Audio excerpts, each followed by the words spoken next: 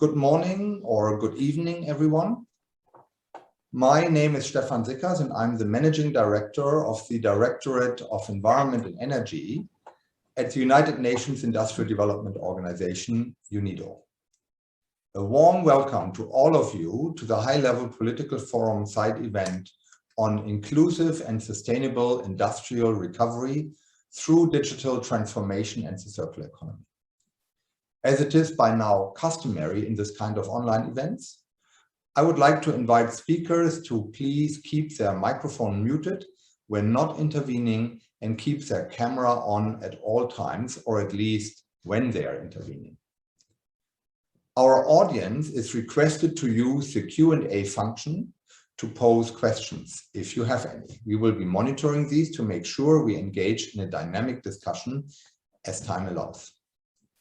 The topic of this year's HLPF is sustainable and resilient recovery from the COVID-19 pandemic that promotes the economic, social, and environmental dimensions of sustainable development, building an inclusive and effective path for the achievement of the 2030 Agenda in the context of the decade of action and delivery for sustainable development. At today's event, we will explore opportunities that just transitions to circular economy and digitalization, both independently and acting together, offer for a sustainable and resilient recovery. First, we will have a fireside chat with two distinguished keynote speakers to frame today's conversation. Then, there will be a panel discussion with leaders in circular economy and digitalization.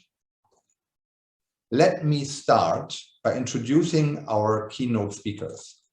Astrid Schomaker is the Director for Global Sustainable Development in the European Commission's Directorate General for Environment. Astrid is a lawyer by training. She joined the Commission in 1992, where she has held a variety of posts in the areas of international relations and environment policy, amongst them leading the work on chemical policy, marine issues, and the EU's environment policy and strategy to 2030. Roberto Alvarez is the Executive Director of the Global Federation of Competitiveness Councils and a Senior Policy Fellow at the Queen Mary University, London's Global Policy Institute. Previously, he was a Senior Manager at the Brazilian Agency for Industrial Development, and he worked as a management and operations consultant, co-founded 3 tech companies, designed graduate programs, and taught courses in different Brazilian universities.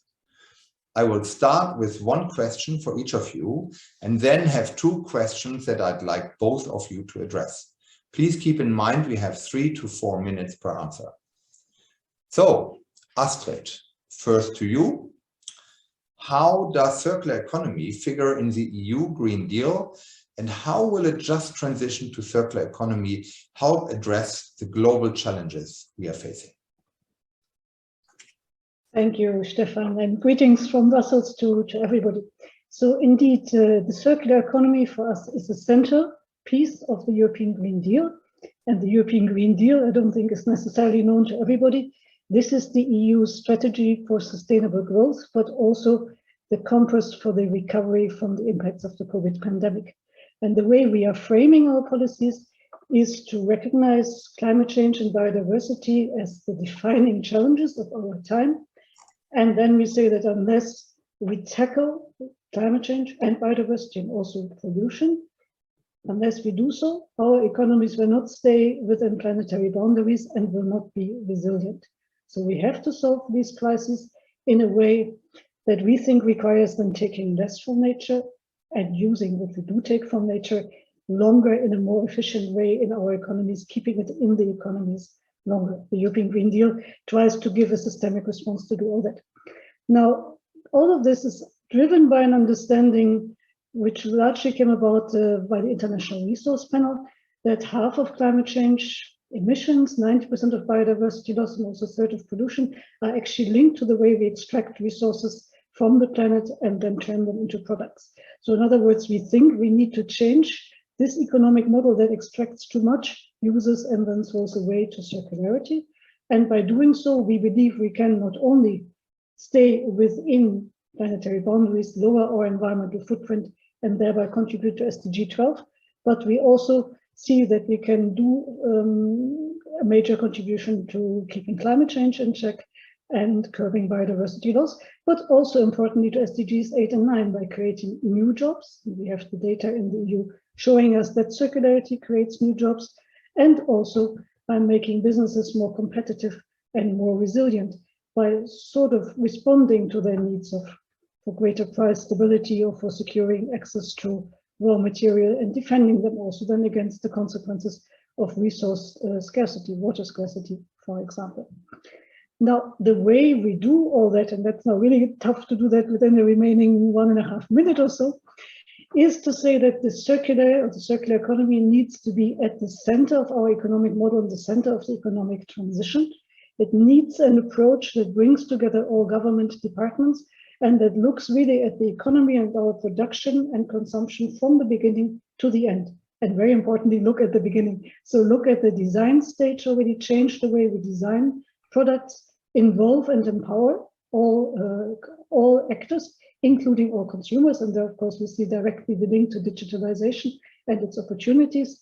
But it also means focusing on specific sectors that have particular potential for greenhouse gas abatement and for greater circularity, and also fostering the availability of finances. Now, all of that we can't do alone, which is why we also want to reach out to others and have a sort of international dimension to our Circular Economy Action Plan. And we have worked together with Stefan, and that's why we meet each other quite often, and UNEP to create the Global Alliance on Circular Economy and Resource Efficiency. So to bring together actors that are interested in greater circularity for exchanges of use, exchanges of experience, best practices, identifying governance gaps, but also arguing jointly to make the benefits of the circular economy better known internationally. So that was 3 minutes and 43 seconds, and I'll leave it there. Thanks. Thank you very much, Astrid. That was a very interesting starting point to describe the complexity, but also the ways forward, which are very doable to get us moving on circular economy. I would like now to ask Roberto about the fact that the Global Federation of Competitiveness Councils has been active on digital innovation for quite some time, I understand. To what extent can the fourth industrial revolution and its associated technologies enable the private sector to leverage greater efficiency, productivity, and sustainability? Is there an early mover advantage for companies seeking to digitalize their operations at this time? Please. Thank you, Stefan. This is a fundamental question, how we can leverage technology to build the future, not just the future of companies and companies that will be competitive in the years and decades to come, but the future of our societies and nations. So this is a fundamental discussion, and I'm very happy and delighted to be here today. So we haven't reached the point in which technology is moving at a speed that is unprecedented. We can do things that we could hardly imagine years ago. Just yesterday, we had someone going to the outer space.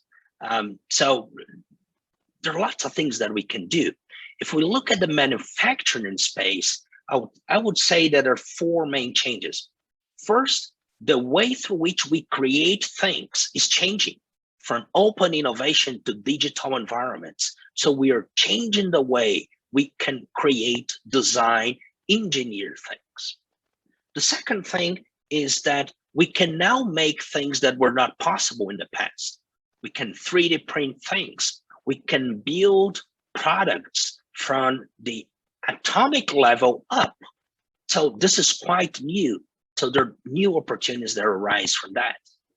Third, we can dramatically increase efficiency in all sectors and all industries. And finally, technology will allow us and is already allowing us to reconfigure manufacturing from urban manufacturing to a new manufacturing geography in the world. So those things, they're coming together. The combination of physical new devices with data is allowing for those 4 things. I believe that there are a few aspects that we should think about. And probably the main question that everybody has in mind is how? How can we do that at the national level or the local level? How can I really boost the capabilities that companies have? How could we couple that with policy, right? And I think there are three aspects that we could quickly highlight. The first one is that we need test beds. We need facilities to bring industry, to bring policy, to demonstrate those new technologies, and to work together in a design perspective. I think Astrid mentioned design. The notion that we can design business systems, processes, business models, and policy together in some way is critical. So having practical places where industry can meet technology people and can meet policy is fundamental. The capacity to deploy circular economy, Industry 4.0, technology demonstration facilities is critical. The second thing is to train people. We need to develop talent, right? We all hear that there's a talent gap in the globe. At the same time, most of the global population is not included into the knowledge economy or the innovation economy. And the only way to do that is through skills development. And that is something very, very important. Actually, my organization, the GFCC, you mentioned at the beginning, we have a footprint in 30 countries. Later this week, on the 14th, we're having a session on talent. And I would be happy to share more about that. And finally, we need in some way to close a gap that still exists between policy, technology, and business. Technology moves faster than business. Businesses move faster than policy and institutions. We need to close that gap. The more technology is gaining speed, we need to connect the dots. I'm very happy to see that in the panel that we have in a few minutes, we have an entrepreneur. One of the biggest challenges that we have in the globe today is to have everybody around the table, not just policy, big business, but also entrepreneurs who are building the future. Maybe I should stop here. I would be happy to develop those points.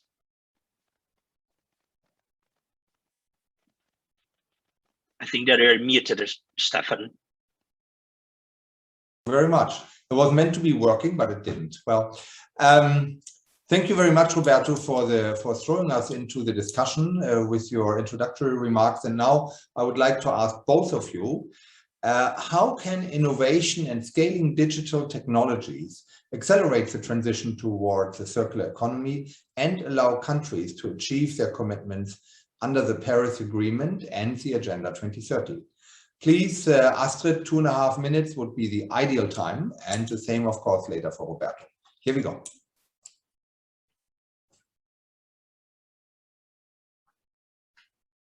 And you're muted as well. Same mistake I made.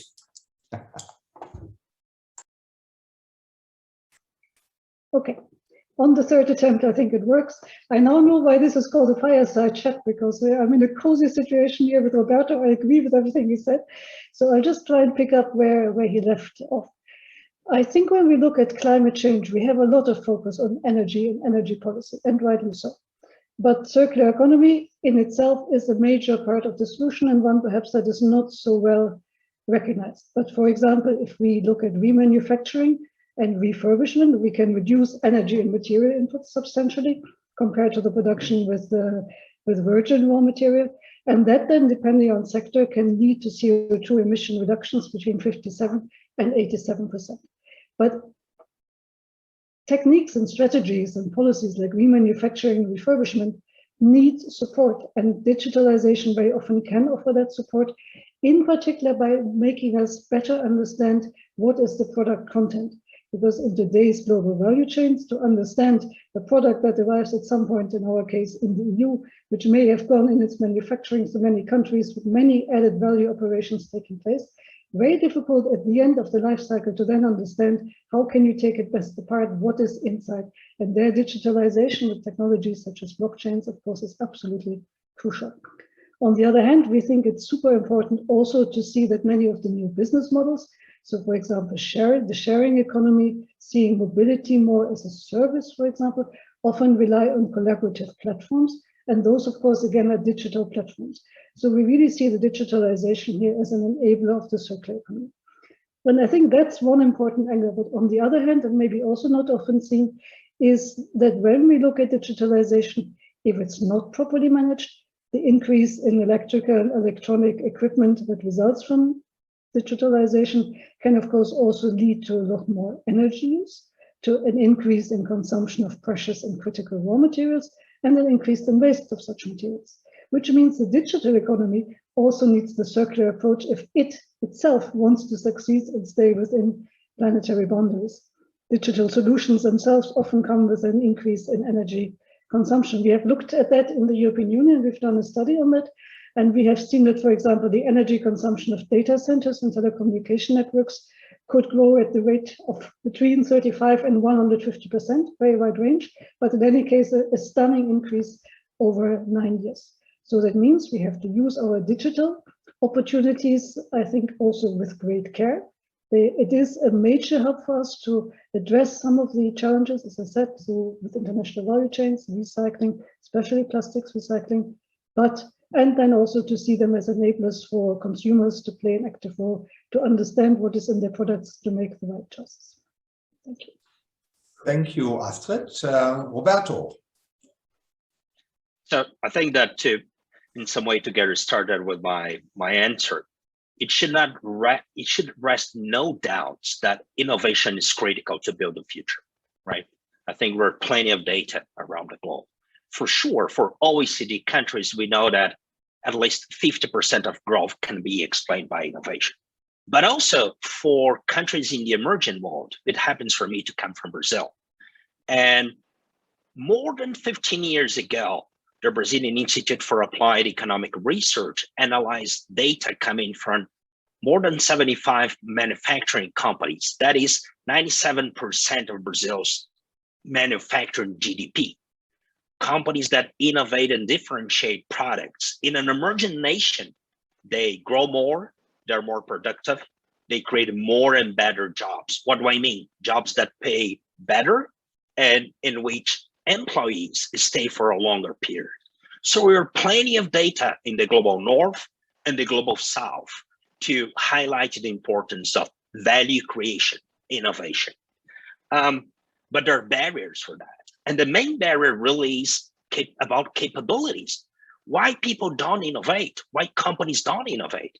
Because they lack support, but above all, they lack capabilities, the right people, the people with the right skills, especially if we have a look at SMEs, the competition with big companies, and now the competition on a global scale, it's fierce. So how can you develop the skills that are needed to supply the capabilities that companies all over the globe need to innovate? I think there are two, just to close my remarks, I think there are two things that we need to think about. One is how we can accelerate in society new business models, and how policy coming together with business and entrepreneurs can create test beds or facilities that would help the acceleration, not of a single individual business, but the acceleration of new business models into society. Design is critical for that. Everything about the circular economy, it's really about redesigning processes that cut across different companies and sectors. So you need capabilities to do that, but you also need structural frameworks. And from a policy perspective, something that is absolutely critical, it's really to deal with the companies that are staying behind the old economy. What are we going to do to support them to transition to the new economy, a more sustainable economy? What are we going to do to support the workers to transition to new and future jobs? And maybe this is something that we could explore in a minute or so, Stefan. Actually, you are doing a wonderful job in helping me to do a decent job. I would like to thank you both, because I wanted to point, as actually both of you did, a little bit to the social discussion, to the social dimension. There are, of course, many benefits of scaling digital technologies and applying innovative circular economy business models. but it's important that we are not going to further marginalize groups such as women, youth, indigenous people, and vulnerable groups more while we are advancing. So as a final question to the two of you, we'd like to hear your thoughts on how the twin digital and circular transitions trigger or stimulate, ideally, the achievement of greater equality. And maybe Astrid, I can go to you first, 2.5 minutes, and then Roberto, your viewpoints, same timing. Thank you. Yeah, thank you, Stefan, and thanks for leaving the most difficult question to the end. I think it's actually two questions. One is the question about equity within society, but then also the question about equity between richer and poorer countries in this circularity and digital transition. And if we look at what's happening within economies, I think we basically don't yet have the adequate econometric data to say that circularity, for example, per se, is good or bad for equality or inequality. And likewise, if we look at digitalization, there's a lot of literature that discusses the opportunities, but on the challenges and on the equity aspects, the literature is quite limited. So when it comes to the circular economy, and Roberto has been saying that already, I think in his introductory remarks, a lot would depend on what are the accompanying policies in the transition to circularity. So we know that the transition must be fair. We are committed in the EU, for example, to something we call the just transition. We want to make sure that the cost of the transition don't just fall on the shoulders of low-income families, for example, via higher prices, etc. So that means we need policies around the taxation policies are important to have policies that really reflect the true externalities, so the true environmental impact of products. We need innovation and digitalization policies that can help reduce transaction and non-transaction costs, I would say. And of course, also we need programs for reskilling and upskilling of workers, because the transition offers many opportunities for many, but also means that quite a few people will lose jobs that they thought they could count on for their lifetimes. So we need to make sure that we have these training programs in place, so that jobs in some high-emitting industries can be replaced by well-paid jobs elsewhere. And then in developing countries, there are different questions that have to be answered. We would see the circular economy of offering opportunities for more dignified employment for the largely informal waste sectors, for example. We would also see that women and indigenous groups are often the knowledge holders for circular ideas in societies. So we think that circular economy offers a lot of opportunities for them. But then, and I close on that because my 2 minutes, 30 seconds are about to be over, I think we also need to have a discussion about equity between economies and between societies. Again, we're only very much at the beginning, but we would see that circular economy is chiefly also about avoiding that natural resources are exploited for the benefit of just relatively few people. So by leaving things in the ground, making sure that also those economies that are still catching up can benefit from natural resources. It's a debate about efficiency versus sufficiency. So do we also, and that takes us way out of this panel, I think, but do we also have to look at aspects of sufficiency for the developed economies? And largely it is very much a debate for young people, giving young people a fair chance, but also recognizing that young people are the ones that really have ideas for circularity, and that in a way makes many developing countries be in a better position than the old West, where many of us are above 50 and find it very difficult to put our heads around the new ideas such as circularity. Thank you. Thank you very much, Astrid. Roberto. 2 quick comments to get us started. One is that it will not happen by chance. There's no way we will build a more sustainable society by chance. We need to do that on purpose. We need to, in some way, adopt a design perspective. And the other thing is that this is a systems problem. It will require actions at all levels. There are different types of questions and issues that will emerge at the company level, at the city level, at the national policy level, at the global level. And we will need to take action at all those levels. Just 2 quick examples on skilling. So on the 14th, we the GFCC, were releasing a report on future skills. we mapped 30 cases coming from 15 different countries. One of the key lessons learned, it's very hard to scale up reskilling, upskilling, and skills development progress, but we need to do that. And we need to do that at scale, and we need to do that at a speed like never before. So we need to take action. The models that we have, they're not enough yet to get where we need to go. We have almost 3 billion of people that are not connected to the internet in the globe. We need like 500 billion to connect everybody with 10 megabits per second. What's quite low actually, right? So we really need to take action, and we need policy at different levels. Something that Astrid has mentioned, as we expand the digital economy, the energy consumption related to information communications technology by 2030 is expected to be between 8 and 21% of the whole energy that we consume in the globe.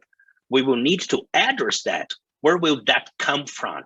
So there are questions that will emerge at different levels. The only way to address this, again, is to do it on purpose and to have everybody around the table. Thank you for having me. Thank you very much, Roberto. That was a quick and precise answer. Thank you to both of you for sharing your insights. That was an exciting discussion, and it has given us already a lot of food for thought, and indeed opened the stage for the panel discussion. And if you can, please stay with us until the end of the panel discussion and be prepared to share your final thoughts. I'm sure in the panel there will be more to come to you in terms of insights and ideas. And then for 1 minute, you share hopefully your final thoughts along with those from the other panelists that we also will hear then. For the second part of our conversation, I have the pleasure to introduce 4 distinguished panelists who would share with us their experiences and forward-looking recommendations on how the twin circular and digital transitions can help us chart sustainable and resilient pathways towards the achievement of the SDGs and address global challenges. We have the honor of having Her Excellency Stella Ndabeni-Abrahams, who is currently serving as the Minister of Communications and Digital Technologies of South Africa. She previously served as Minister of the merged departments of Communications and Telecommunications and as a Deputy Minister in both departments. She has been an African National Congress Member of Parliament since 2009 and holds first and graduate degrees in project management, telecommunications and organization, telecommunications and management systems, policy and regulatory management. Next, we have Dave Mcginty, Global Director of the Platform for Accelerating Circular Economy, PACE. David manages the fast-growing secretariat team of the platform in The Hague. Previously, he has led public-private partnerships for an international NGO, has been a head of a private sector development and impact investing firm, advisory firm, and taught management and law at the graduate level. David holds Masters of Law and Juris Doctorate degrees. The third member of our panel is Brighton Cheng, the founder and CEO of Aquabyte, a Silicon Valley and Norway-based venture-backed company applying machine learning and computer vision to aquaculture fish farming for biomass estimation, sea lice counting, and feed optimization and formulation.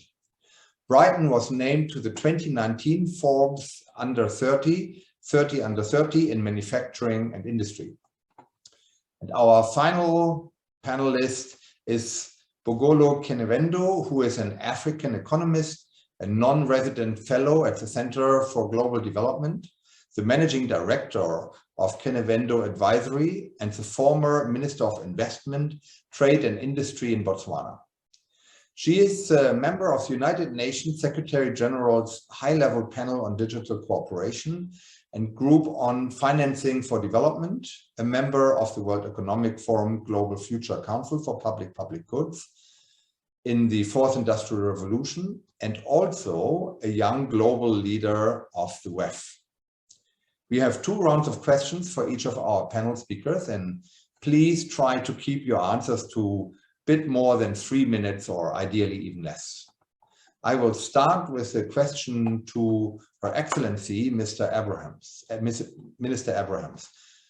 What policy and financial instruments need to be leveraged and or developed in Africa to better support breakthrough innovations and technology-enabled solutions that stand at the intersection of the digital and circular transition? Please, Your Excellency, the floor is yours. Thank you so much, Stefan. And of course, I would like to pass my greetings to everyone in the panel and those that are participating. Of course, the matter that we're talking about is a very critical matter in the development of all countries that we're talking about. But at the center of it is that the previous panelists spoke about, the need to make sure that people are connected and therefore digitalize all programs. And as you do that, at the center of it is the capitalization of every initiative that we're talking about. And of course, in a country and the world wherein policymakers have not been looking into the practical solutions and agile policies that must seek to enhance innovation and therefore supporting startups, this has not gone very well. This is why we believe that it is high time that the African governments should develop agile regulatory frameworks and of course innovation tools that must make sure that there's regulatory sandboxes and innovation hubs in order to promote investment, and of course that will help us scale digital platforms. Again, as we are talking about that, the need to make sure that we really empower our people in terms of bridging the digital divide, connecting the unconnected, because we are aware that even for those African countries that are trying to leverage on the 4th industrial revolution, including the access to internet, the major problem is that of connecting, especially those that are in the rural areas, due to poor infrastructure challenges, be it you're talking about broadband or you're talking about energy itself. And of course, the lack of commitment from the developed countries, who at times make commitments towards Africa's digital transformation, but then do not follow up on that. You look at the climate change commitments that have been made, and of course, you look at the UN Women's report that also emphasizes that we really need to try to be inclusive, and inclusivity meant that we really have to empower women and girls with education, but second, to make sure that they occupy the positions of decision-making. As you will go through all the structures that we have in the different sectors, you find out that although women in schools, they are there and majoring in some STEM subjects, but you find that when it comes to leadership positions, it's very minimal, their participation. And therefore, as nations and governments, it's very important that we create an enabling environment for them through incentives that must be introduced. And of course, as I said, that incentive at the center of it is human capital development. And of course, as you look at the procurement, that talks to the work that is being done and therefore trying to mainstream the role of women in the economic participation, is to ensure that they are given the critical role to play, not just for them to come as HR people, even when we procure, for example, as government in the private sector, they're going to come for events and all the soft businesses, but not the core value chain of the digital infrastructure and the digital services that we apply. So we are saying it's high time that we will reform the IP policies. And of course, at the center of that is patenting the grant system in order for it to be more accessible, to foster innovation. And that helps in us as South Africa and other countries to ensure that we can really drive our digital economy master plan, which we are, in our case, driving together with the Department of Trade and Investment, and of course, the Department of Science and Innovation. And as I said, at the center of it is to bolster R&D financing schemes so that we can have a centralized body that must look into that and create that enabling environment. I'm aware that you said I have 4 minutes and I think I've exhausted it. I'll come back later. Thank you so much. Thank you very much, Your Excellency. These were very interesting remarks, which were already targeting the social aspect as well, which I highly appreciate. And in particular, I noted your firm commitment towards equal opportunities for the different genders. So that's highly appreciated. And my next question is for Mr. David Mcginty. PACE has an important role in bringing together leaders from different sectors to accelerate the transition to a circular economy. How has the collaboration between public and private partners helped to scale up circular innovation beyond the actions of individual companies? David? Sure. Yeah, thanks for having me, and it's great to come after the minister. You know, I spent a lot of time living in East Africa, at least working on science, technology, and innovation in sub-Saharan African countries. And so it's great to see your work in South Africa's leadership. So PACE is a coalition of over 100 CEOs and ministers who all have circular economy strategies, who are all kind of leading on the agenda and encouraging others to come along. And so I think PACE is an example in and of itself of how public and private partners are coming together. You know, at this stage with a concept as it's beginning to gain momentum, and we're figuring out what that agenda means and what the approaches means in Europe versus say South Africa or a Southeast Asian country or different industries, it's important to just have places where leaders can come and have open dialogues. And so I think that's the first place, is that open space kind of platform area. And you see that with PACE, and Astrid mentioned earlier, Gaseri launching with a good mechanism for governments to collaborate really directly and maybe begin some formal exchanges there. There's also coalitions, you could say like PACE Regional in Latin America and the Caribbean, who've launched a coalition led by some of the governments and multilaterals, but now they're doing the private sector engagement side.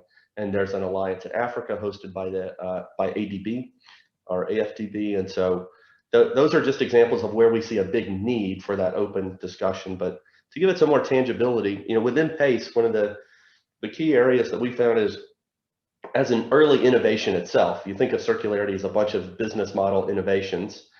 How do we get people lined up and efficiently scaling? So in innovation terms, how do you get onto the Rogers innovation curve really fast and get to a early or late majority of adoption of the approaches? And we found that one key was to get the leaders aligned on an agenda with what the priorities for action are. So we released in this past year something we call the Action Agenda, which is in plastics, electronics, food, textiles, and capital equipment, so big expensive stuff. 10 priorities that any country or industry leader can pick up to know what are kind of agreed on areas for public-private collaboration in those areas. So we'd say it gives kind of the swim lane where there's a need for action. And just to highlight a few of those, and I'll pass the baton. One example is in plastics, we have a partnership called the Global Plastics Action Partnership that's been setting up these national partnerships hosted by governments. So there's one in Ghana, Vietnam, and others, where they're looking at local business and local policy, not just generic global policies and global standards. And I think that's really generating a lot of innovation because it's locally relevant, much more tangible, much more near term there when it comes to plastics. We have a partnership with UN Environment Program, the Global Environment Facility, and several companies in Nigeria, translating and testing a new model for EPR schemes. So there are EPR schemes in Europe that are kind of scaled and successful. There are ones that are tested in Brazil, South Africa, Ghana, others. But getting that right model, how to finance it, who's responsible at what time and for what is really important and very much requires contextualization. So that's another example. And there's a big issue on trade. So we've got if you think the question you gave me was, how do we go beyond corporate action? In the corporate action, there are a lot of commitments, but a lot of the companies that we talk to are unable to they don't know how they're going to actually meet their commitments 5 years down the road or 10 years down the road because of some barriers to material flows. So, you know, opening up green trading lanes and enabling the movement of secondary materials or taking a broken electronic device and being able to move it back to a country where it can be remanufactured.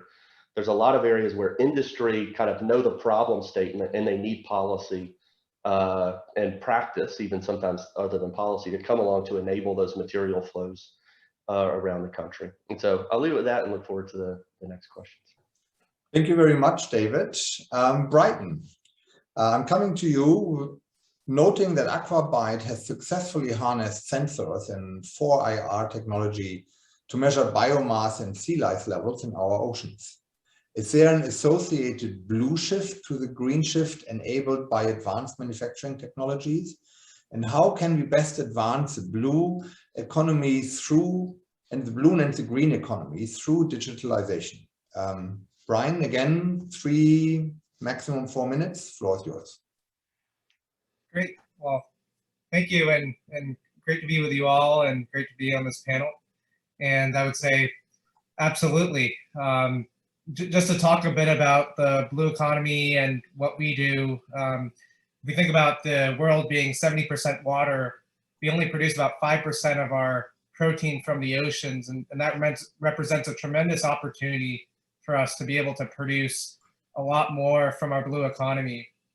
Now, the main challenge in doing that is to be able to understand what's happening in the oceans, because it's a fairly rough environment. And so our vision as a company is to be able to feed the world through sustainable fish production by understanding how fish grow underwater. And so you mentioned Aquabyte as a company, we're working with sensors, and for our technology, we're using camera AI to be able to understand how fish grow and to be able to help inform farmers about how to best grow their fish.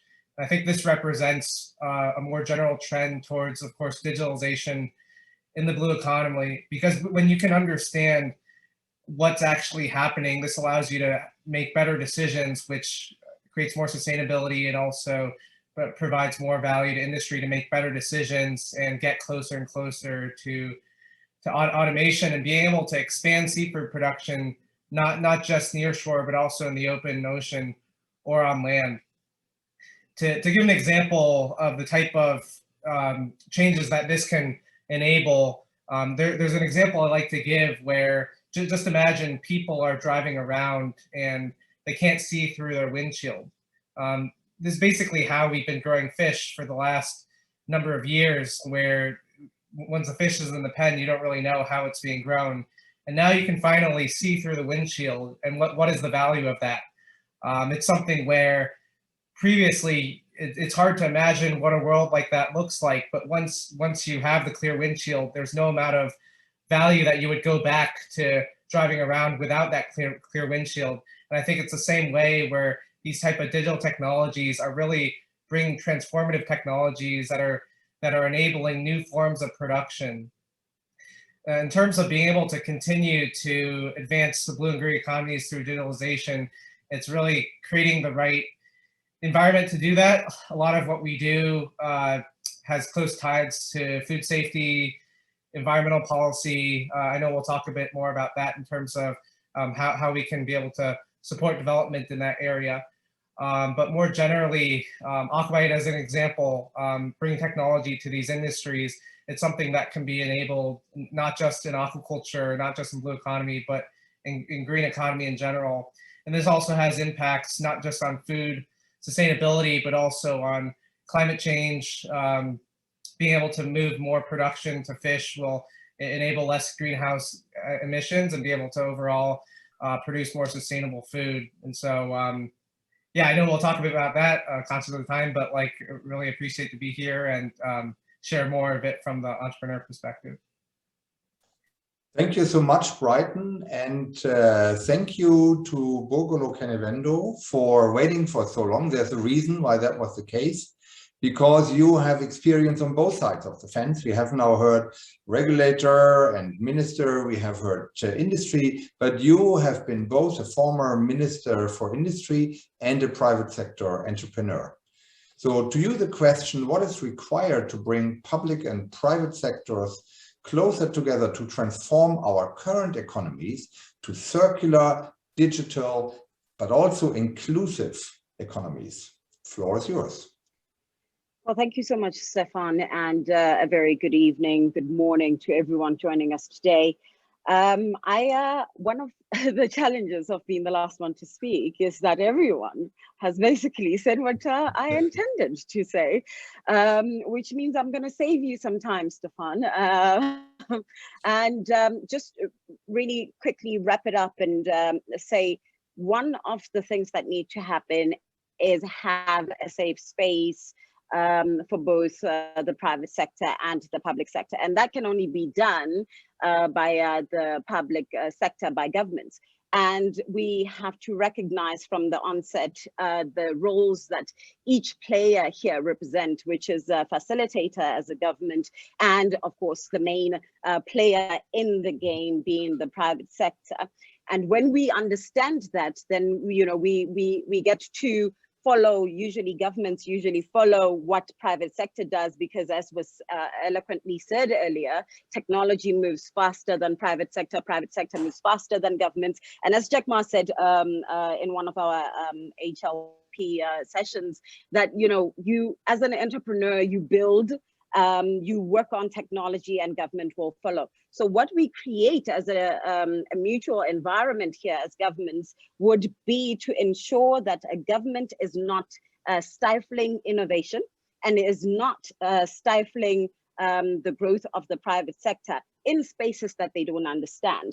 And I highlight in spaces that they don't understand because prior to COVID, in Africa, it was almost very difficult to engage in issues around 4IR because it seemed like such a foreign concept, but most importantly in the fields of trade, it seemed like a new aspect that is brought on top of developmental issues that needed to be discussed. So creating that space is one aspect. And then secondly, what COVID has taught us is that the governments need to be more active themselves in leading in innovation, but in also participating as a facilitator, not only in the regulatory space, but in infrastructure, but as well as in financial support. So as an investor, as we have seen in other countries, one of the reasons why the US is a leader in this space is because the government actively invested to create Silicon Valley. It didn't just happen. Now, yes, we have VCs and we have PEs that are playing in this space, but the main introductors, the leaders, lead investors in technology was government. I mean, the creation of the internet, Google, all of them. When you go back, the initial funding was from government, and that needs to be one of the things that we talk about when we are talking about development of 4IR, particularly in developing countries, that governments should not shy away from being the lead investors. And then thirdly, is also being a leader in R&D, particularly in spaces where it does not seem feasible for the private sector, and where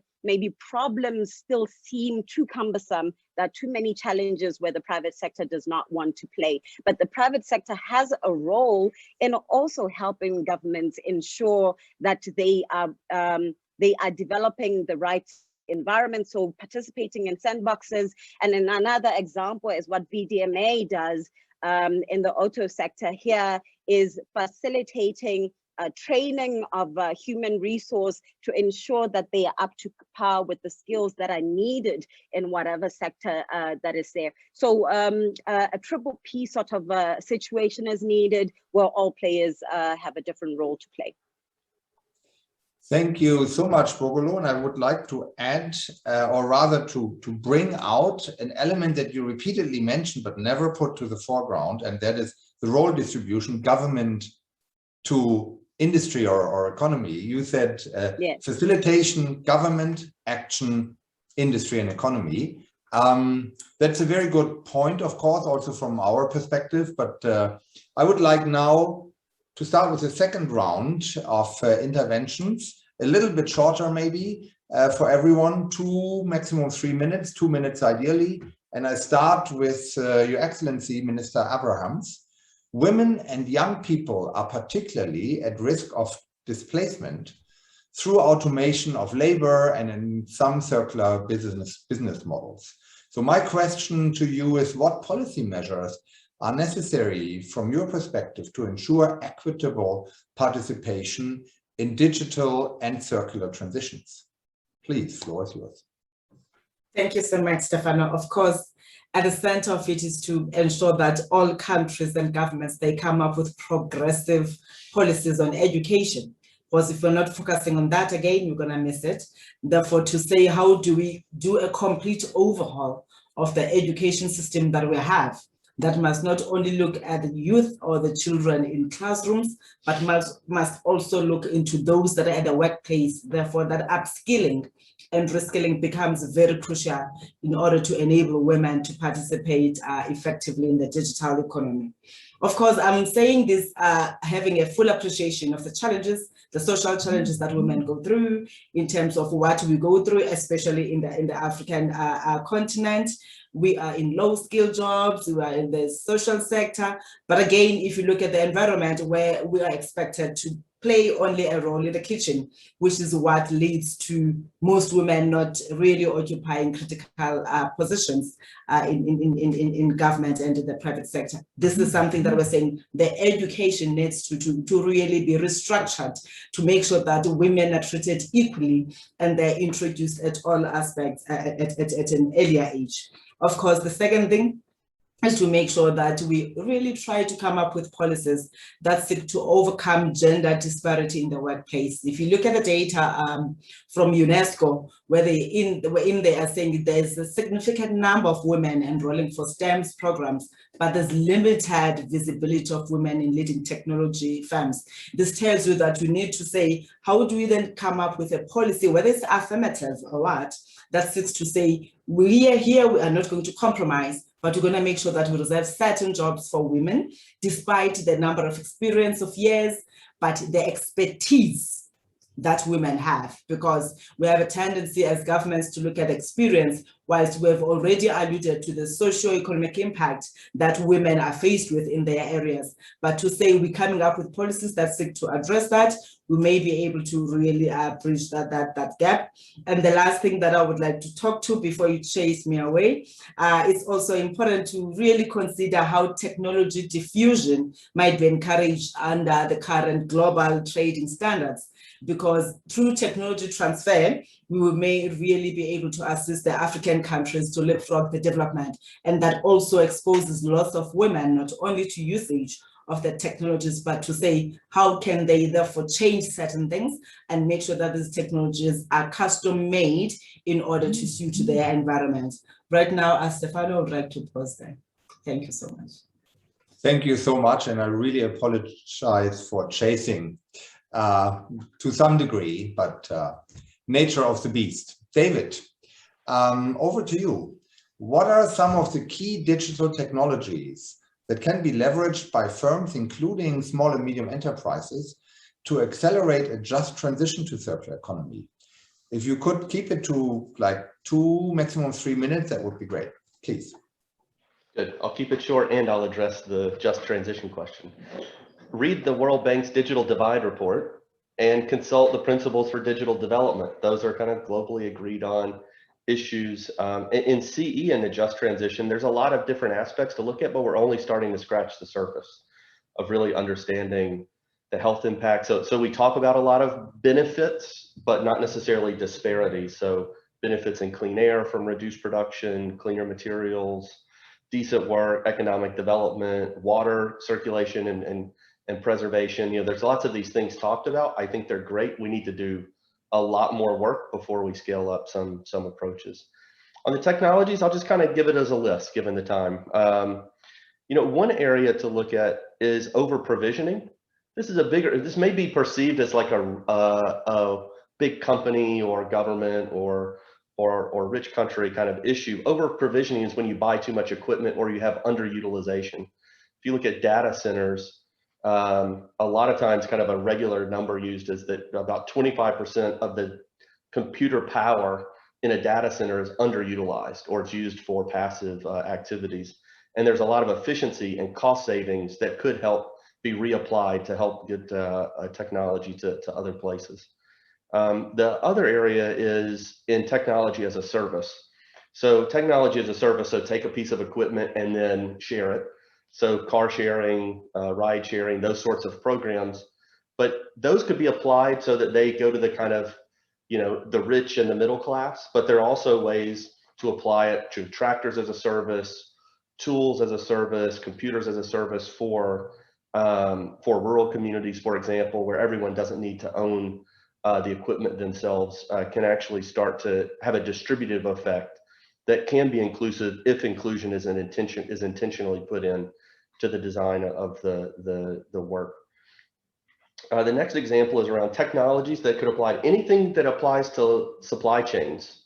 So with circularity, we're looking at reverse supply chain. So I give a product out, or how do I get it back so that I can refurbish it, remanufacture it, reuse it?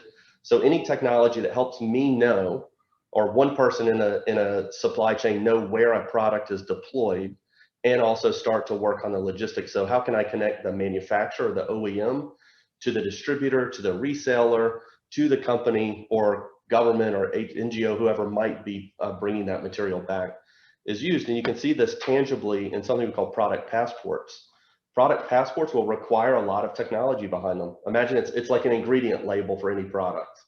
So if you want to put that on, I need to know that, let's say as a recycler, I need to know what materials are in a product so that I know how to disassemble it, so I know how to reapply the materials. That requires traceability technologies and these logistic technologies to go along with it. The other is in, a more incremental step is in shifting from recycling. Let's use electronics as another example. Most electronics are crushed. So they are just kind of mauled together. The pieces are all aggregated, but circularity is about keeping materials at their highest value for as long as possible.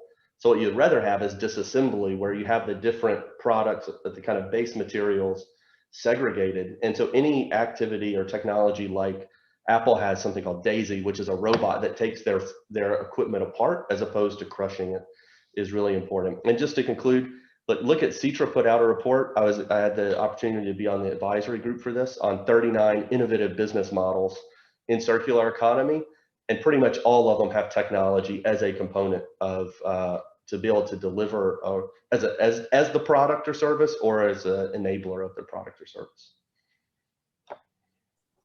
Thank you very much, David. And I would like to go to Brighton and ask you whether you can advise what type of policy support could best assist small and medium enterprises such as yours to innovate and support the deployment of fourth industrial revolution technology-enabled solutions within the circular economy. If you just would give us a shot, that would be great. Thank you. Absolutely. So it's all about data. So this new revolution is really around data and data-driven decisions, and having policies that correspond to the data that's being produced. I'll give an example. So with our camera AI sensors, we can have decision-making around what choices are more or less blue by measuring the effect on the environment, measuring the effect on the fish population, what type of treatments are better, how can we manage parasite levels, how can we manage how much the fish are growing and what fish are healthy. And this is really enabled by these type of technologies that are producing new types of data that was unavailable before. In terms of policy, it's really policies that are future-proofed around AI, future-proofed around data, that form the basis of this policy, that then encourage entrepreneurs and SMEs to come in and build for these new policies. I'll give an example. So we've been working with the Norwegian food safety authorities around the regulations around managing sea lice levels.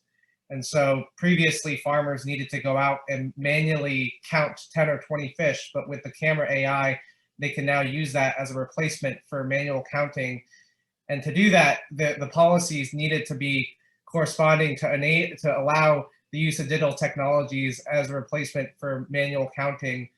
And so this is something where policies, if they can be future-proof to promote AI usage, be able to measure food safety, electronic monitoring of fish, help monitor kind of environmental impacts to make sure that we can move more towards a sustainable and circular economy. These will all then incentivize companies to come in and build for these policies, ensure that what they're building will be able to actually be used and be able to be put into practice. The other thing is to be able to encourage and incentivize industry to be able to adopt these technologies. It is a shift in their business models and figuring out, okay, what is the value of this new site? Initially, it is the operational value that they're getting from automation, but really what is the analytical value and insurance value from having data for making decisions? And this is something where companies are taking a risk to change their business model, and if they can be incentivized to be able to adopt new technologies that will then allow them to make more sustainable and better decisions, that is really going to accelerate change in the industry. For example, incentivizing fish farmers to adopt digital technologies so they can electronically monitor fish and make the industry more sustainable. And lastly, I think, which is the kind of like the broadest element, is really just the funding environment and really democratizing that beyond Silicon Valley to have innovation all around. And this again needs to kind of go hand in hand with the policy side and with the industry incentive side to really develop these type of technologies. Thank you so much, Brighton. And that was particularly interesting to highlight the side of the SME with very high value creation and already existing strong innovation. Now, looking at the issue of innovation, the next question goes to you, Bogolo, and it starts with a point that has been mentioned before in our discussion, which is the moderate interest in digital transformation in many governments. The organization I'm working for, UNIDO, the Industrial Development Organization, has a flagship industrial development report, and last year it identified that 88 economies in the global south, that's like more than half, way more than half, play little or no role in the fourth industrial revolution at this point in time. How can domestic capacities in those countries be supported to address this issue? So if you could just give us your ideas how we could bring forward the countries. Right, so there's a role for in the multilateral space, and then there's a role at the domestic level. And I want to start with the multilateral space, which one of your sister agencies mentioned that currently only about 4% of funds or capital in the multilateral space is reserved for ICT infrastructure, for ICT generally, and only 1% of that is reserved for policy around ICT. And obviously that is something that needs to be dealt with ASAP if we do intend to see, in particular, developing countries playing in 4IR and circular economies. And we need to see more of a budget there because, as you know, capital really rules, and we need to see infrastructure development. If there is no infrastructure, then we can't talk even about businesses in Botswana, as an example, to play effectively in the 4IR and to want to pivot and adopt any technologies. So we need to provide access to technology. And then I spoke earlier about education that is needed. We need reskilling, we need human resources to be at par globally. And another issue that I really want to raise here is related to the question that I saw on Indigenous people. And just to highlight that already, modern economic theory suggests that, you know, with globalization, everyone will eventually be covered in our economy. And we have seen that is not true, with over 55% of women being in the informal sectors and being left out of mainstream economy. And if we do not cater for Indigenous knowledge, Indigenous products, and ensure that this technological transfer and capital going to those sectors, then we will once again see indigenous people, indigenous groups being further segregated and removed from the economy. So this needs to be a very key aspect of policy development, particularly now as we're working on post-COVID economic recovery policies. And then lastly, I want to plug the 2 reports that we worked on because I don't have time to talk about the recommendations, but the high-level panel on digital cooperation has a report, and it's on the HLP Digital Cooperation website. And then on gender and children, I recommend our recent report from the G7 Gender Equality Advisory Council, which I was part of. We published on how we can bring women together on 4IR and as we develop post-COVID. Thank you. Thank you so much. And in particular, also thank you for pointing to the question in the chat that I also wanted to raise now, because before we are coming to the concluding remarks in about 10, 12 minutes, I would like to go a little bit deeper into this question that you mentioned already, thankfully, Bogolo, by opening the floor to those who want to be answering. We have talked quite a bit about the need to engage, and in some cases, particularly regarding women, some pathways to engage. But fact is, we have heard about SMEs, but largely about SMEs who are on the high end of the value chain, who are highly innovative. We have a large population of different origins. There are, of course, indigenous people. There are also those people who will be disadvantaged by any type of changing environment. And circular economy and digitalization both will create a massively changing environment. And here the question is, how do we get them on board? How do we work on the change, on the transformation in a way which allows vulnerable groups to stay where they are and to improve further instead of sliding back? Is that a role where governments can incentivize industry? Is that purely a government role? Or is that something that by moving forward and creating more value added in industries, this problem will partly, I wouldn't say solve itself, but will go smaller alone already through industry action? Any thoughts on this as a little bit deeper dive into the question that Adriana Miranda actually posed to us? So you're very welcome to volunteer. It's not an easy question, but this is a super good panel.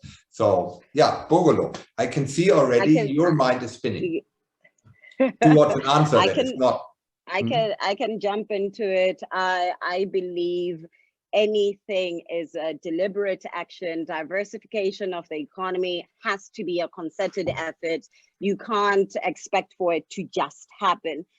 So governments have a role to play, particularly, as I said earlier, in areas where the private sector doesn't see value yet. You add and you create that value. You're the first responder, first investor in areas that you believe in. And what is needed and what has left indigenous knowledge, indigenous products behind in mainstream economies is lack of capital. And it's lack of technological transfer. And it's that we don't recognize these products as tradable commodities. And the moment we change that understanding and we stop critiquing indigenous knowledge and treating them as if they are subpar to every other tradable commodity, then we will start to also see the narrative change. And I know that there is already a little bit of a shift that is happening with impact investing that is happening, because we need, in order to play in these spaces, we need capital that is patient, and we also just need a little bit of R&D to be done by government, and we will see then the private sector take root as it has done in many other sectors that have shown prospect. Thank you so much. I want to give the question over to David. like a lot of the companies you're dealing with are multinationals, are very large companies. They tend to be committed to many objectives beyond simply generating profits, including environmental and social objectives. But how far can a multinational or a large company, a typical participant in PACE, how far can they be in developing countries work towards being more inclusive, taking along the local culture, indigenous people, gender issues? And what would you think would be desired from companies in terms of government framework setting and to make that happen? As you know, incentives in the sense of positive cash flow into companies is typically out of the question for most countries in the global south. So what do you think, how far can large companies go themselves with their production side, with their value chain? How far can they go? What does the government need to bring in order for this to function? Did you meet already discussions and challenges of that point? And do you think circular economy will improve that or will make it more difficult? Can someone unmute me? Am I unmuted? You are unmuted. Good. Well, a couple of things. One is on circular economy. If you look at the decent work numbers, so number of net jobs added by transitioning to a global circular economy, we need to do more work, but you can look at some research done by Chatham House with Rockefeller Foundation. They put out a couple of reports. Most of the net job gains are in informal work, like transitioning informal work to formal work, or what would be typically kind of low value and lowly remunerated jobs into kind of more formal labor. So I would just take that as the positive story of how circular economy can fit. And when we have these discussions about circular economy and its priorities, there's a very different agenda that comes out of different regions, different countries and different industries. So I think we just have to appreciate that. And coming out of the kind of LMICs, it's mostly around this decent work and economic growth and equity in the sense of, I think the minister was referring to it earlier, commitments from certain countries to other countries, and making sure that, you know, we take responsibility, for example, of overconsumption in some countries and inequitable consumption in other places that allow for economic development. So that's what we in the international development world and working on economic policies are grappling with. Equities right at the center of it in almost every facet. I agree with the other panelists that diversity, equity, inclusion don't happen on their own. It takes a combination of kind of bold leaders putting steps out. I don't think companies on their own can do it. There are some companies that will put very progressive things out, but that's not their kind of core competency. It's more of a value. And if it comes out as a value, that's great. But we do need kind of civil society to hold us accountable, to push the agenda more. We need multilateral standardizing and scaling different efforts. And I will say, you know, sometimes technology, just as in and of itself, there's a reason why I refer to that World Bank Digital Divide report, is that technology, in its first point, often, not always, and we're talking about like frugal innovation or technology, often it's quite expensive, right? So in that early stage, as it's introduced, it will tend to be an urban, middle class, upper class, or large company type solution. And then it has to diffuse. So thinking about equity in the diffusion, not getting too caught up that it has to be equitable ad initio from the beginning, but the purpose of that technology and how we apply it and how we want to diffuse it has different financing models, different policies that can be put in place. I'm on a call, buddy. I also have children. So that's yeah, so thanks. Thank you very much, David. And it's absolutely fine to have your children in the background. These are the times nowadays, and we are actually happy to have you here at this, no matter where you are, more or less ungodly hour. So don't worry, no point apologizing. That's absolutely fine. So thank you for that. I just grabbed a thought from the chat for a very last throw at you for a reaction. And the thought of the chat is essentially to say that do we need a guidance to make a transition to a fully circular economy? And let me rephrase that and ask, is it possible to have such a guidance? Or I don't think so, actually, but what would be your recommendation? How should we charter the course through this unknown water of change and transformation towards a double revolution, towards circular economy, towards digitalization? They are connected, still separate to some degree. How do we best go forward and actually finding our way? Any final thoughts? Just a minute, a snapshot, and then we come to the actual final thoughts, bringing everything together from all speakers. So any volunteer who actually wants to go into the course chartering business? Careful people here, very wise maybe. I'm happy to say something if needed. Yes, go ahead. Yeah, so I would actually add a third leg, which is to a sustainable economy an economy that can sustain net zero. And because I see circularity not as the objective. I don't see technology as the objective either. For me, the question is by 2030, 2050, how do we get to an economy that has principles that underlie and technology that enable it to sustain in a way that is more equitable than the system we have now, and that keeps us within the kind of planetary boundaries.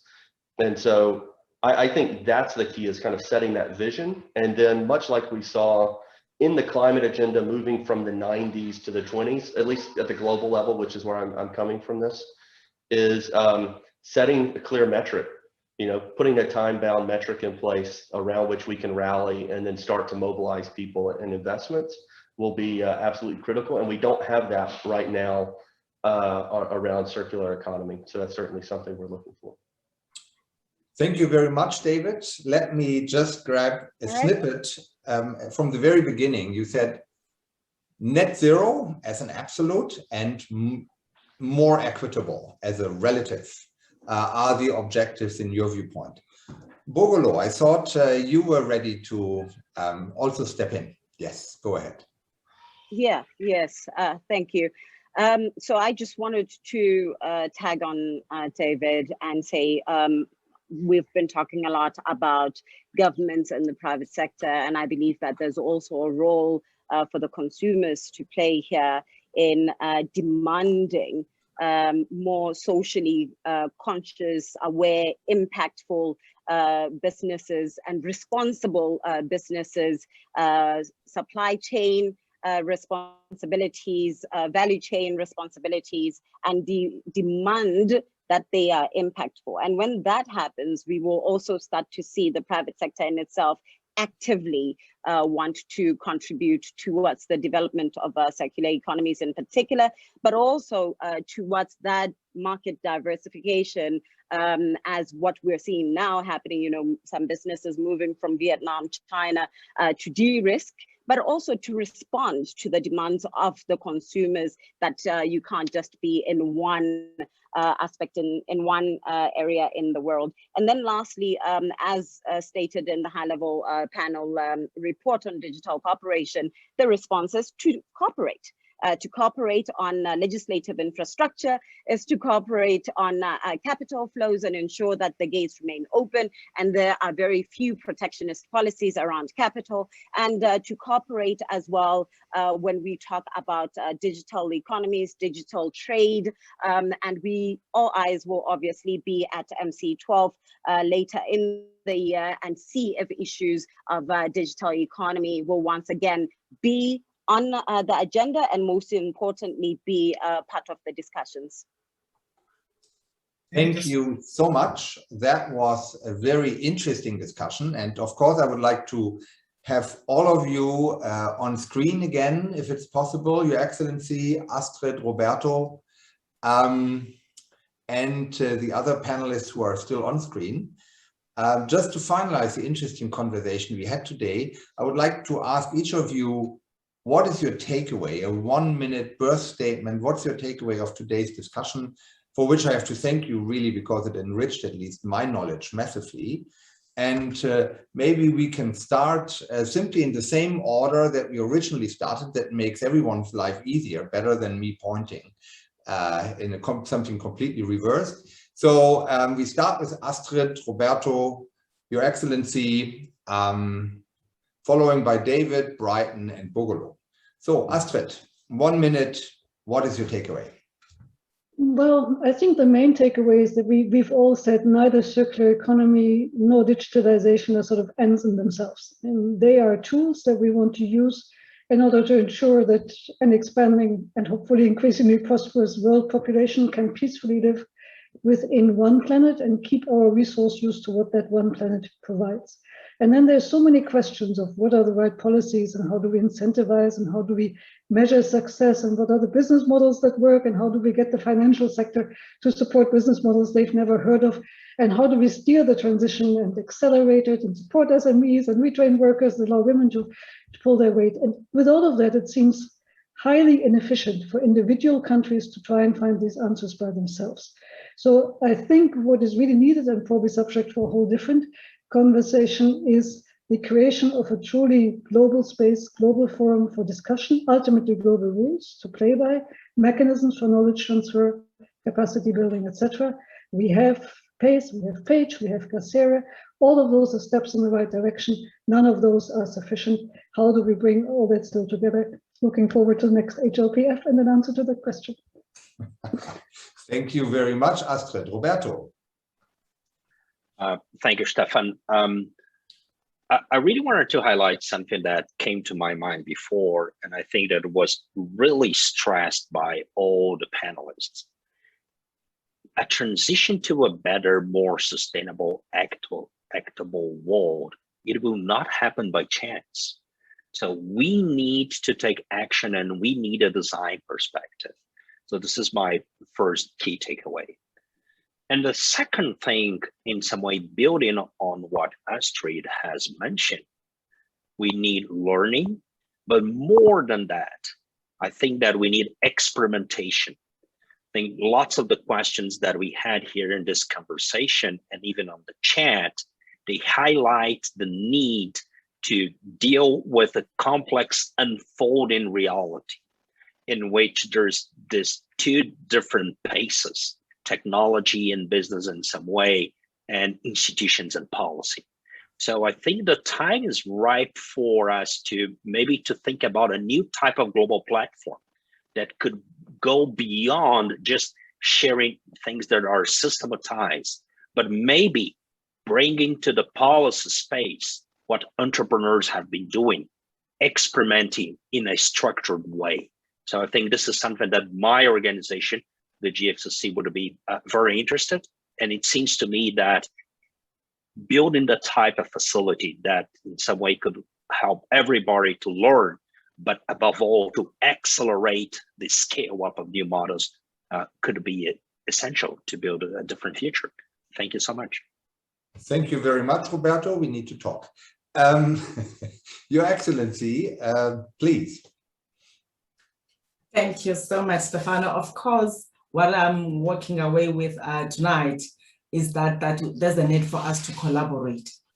Everybody who speaks here, whether we're speaking on behalf of the industry, on behalf of government, on behalf of the consumers themselves, but at the center of it is how do we join hands, not only to share what we know and what we do, but also to exchange the knowledge in order to do this that we are talking about, in terms of ensuring that we then identify some pilot areas wherein we're saying in this area, we think this is what we need to do. And then we bring all the different players, be it entrepreneurs, regulators, policymakers, and the private sector on board to say, this is what we need to do. Therefore, that collaboration becomes very important for me to say, how do we join hands? Because amongst the issues that have been raised is the lack of agility from government. And of course, Bugolo raises an important issue again, that putting the customer or the consumer at the center, which means whether you're looking at a policy, whether you're looking at getting more profits, but at the center of it, you should look at the socio-economic impact of everything that we're doing. And then we're able to create that balanced view when we all collaborate to say, this is the vision we want to see, and this is how we go about it. And therefore, we're going to exchange resources and knowledge in order to fulfill that. That's what I'm living with. Thank you so much. David. Sure. Yeah, I mean, I think just two quick things. One is that what I like about working on circular economies, it's a positive story. You know, it's the opportunity, and there are lots of opportunities now. If I was an entrepreneur, I've been before, if I was in that seat again, there are a lot of opportunities to implement these business models today in most places that don't need massive shifts in the system. You know, products as a service.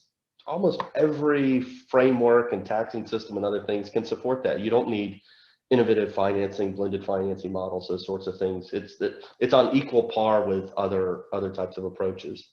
There are also areas where a lot of governments have the tools ready today themselves to start demonstrating some circular principles. For example, in how they using government procurement as a tool to not over-purchase or purchase appropriate materials, looking at resource use and efficiency, which is a lot of the, say, climate gains that people talk about from circular economy. Governments can look at their own buildings and other infrastructure, increase utilization rates of that, and then it's not going to get the biggest bang, out of anything, but it's a start, and it starts to demonstrate the ability to apply the principles as we do the longer term systems change work. And that's kind of my second piece, is I don't think we have time to wait to kind of do the short-term opportunities, demonstrate, and then give it 5 years, and then look at the systems change. Let's just know that we concurrently have to work on both and be willing to accept the complexity, that it's a big opportunity, it's a big transformation in our economy, but it's worth the kind of challenge that we have to go through, because in 30 years, which would be about the end of my career, maybe after the end of my career, the job needs to be accomplished. So we've got to get going. Thank you very much, David. Also for the point of starting to march ahead and then sorting out the details later. Brighton, that might speak to you. Your last thought, quickly, please. Yeah, great, thank you. Yeah, there's really 3 points that were also shared before, but just to reemphasize, first is collaboration as one team, one world. I mean, Silicon Valley has created this innovation model, but how can we really think globally and expand that to the world, and not just have innovation be in one country or another country, but really think kind of from day one about being able to build technologies that then can be leveraged in other places. And I think that kind of brings to the second point in the discussion, which was brought up earlier, is really not just importing technology, but being able to engage local communities in the equity and access portion, where a lot of those that transformation and economic benefit can also be accrued to local communities, and work with them to co-develop the technology. And third, kind of to David's last point, startups really, we think in terms of months and years, and so the timeline really needs to be accelerated, where if we cannot get the startup going in like a year and a half, it's really a long time in the span of a startup, and policy changes take a long time. And so how can we bridge that gap and make that transition as fast as possible? Thank you very much. And while leading over to Bogolo, I should tell all of my panelist colleagues that we are also taking some pictures. So if you're there around, just that you know, these pictures will be used for media purposes. Yeah, just that you know now we do that. And Bogolo, floor is yours. Thank you very much. My takeaway here, and I hope everybody else's, from government, private sector, and consumers, is that we need bold leadership, bold and responsive leadership and to ensure that we make the changes that are necessary in order for us to first close the digital divide that exists at country level and at various community levels. And for as long as, and to take from your report, the UNIDO Industrial Development 2020 report, as long as over half of the world is termed laggards, then we have a problem. Then we will not see the progress that we want. So it is up to those countries and governments and businesses in the laggards category to work with those in the front runners to ensure that we start to really close that digital divide. And I can think of different ways to do that through ODA, through DFC funding that exists. You know, everyone right now is trying to flow capital to the global south, and these are some of the aspects that we can certainly invest in for impact. Thank you, Stefan. No, I would like to thank all of you, actually. The thank really goes entirely to you, to your excellent closing remarks, which summed up a very diverse discussion, but I think a very enriching one. And there's not much I can say, actually, as a summary. I would like to point back to the fact that, of course, we are talking in the context of a COVID-19 pandemic, which has taken an enormous toll on all people and all economies in the world. But in a way, it's also a changing point where we can change all of our behavior at this point in time, addressing interrelated challenges of climate change, biodiversity loss, and pollution, and then wanting to leave no one behind and actually improving equity is the only viable way forward for the global community to achieve sustainable development. We, citizens, businesses, governments, need to adopt sustainable consumption and production patterns through just transitions to circular economy that also, and in particular, harness the power of digitalization and of innovation. We have heard today how leaders, how you are taking steps in this direction, how these actions could be scaled up and reach all corners of the world. They have to reach all corners of the world. Let us meet again on the occasion of the HLPF next year, hopefully already earlier, one occasion or the other, which serves as a platform to shed light on global challenges and to showcase inspiring experiences on how they may be resolved. On that note, I'd like to offer our sincere thanks to all of our great speakers for their thought-provoking interventions and all our participants for their questions, comments, and for being with us until the end. Thank you very much again. It was a pleasure to be with you this evening, morning for some, and see you around. Thank you and goodbye. Bye-bye.